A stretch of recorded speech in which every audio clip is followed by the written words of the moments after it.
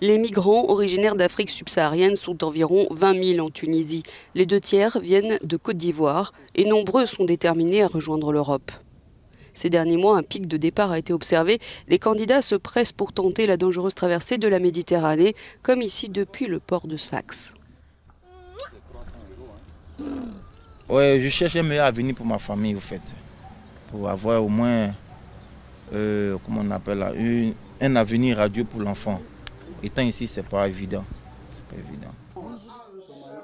Prista a tenté la traversée l'an dernier après être arrivé en Tunisie en 2014 avec un diplôme de gestion. De retour à la case départ sans argent, elle a fini par trouver un travail de femme de ménage et a été confrontée au racisme.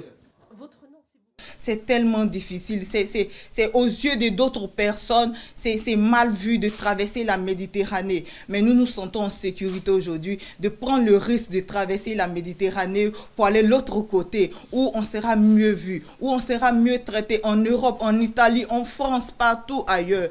La Tunisie, c'est trop difficile. Pour le responsable de l'association des Ivoiriens de Sfax, ces migrants représentent souvent l'espoir de leur famille.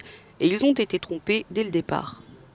Quand les subsahariens arrivaient ici, ce n'était pas forcément pour la traversée. Il y a beaucoup qui venaient en Tunisie pour travailler. Mais on ne leur a pas dit la vérité. Ce qu'on leur a promis quand ils étaient au pays, on leur a promis des salaires énormes. Il y a certains même qui ont vendu leur commerce, qui étaient bien placés là-bas. Quand ils sont arrivés ici, ils se sont rendus compte qu'on leur a carrément menti. Et donc, ils n'avaient plus le choix. Aujourd'hui, pour les 20 000 migrants d'Afrique subsaharienne, c'est l'Europe ou la mort, conclut le responsable de l'association des Ivoiriens de Sfax.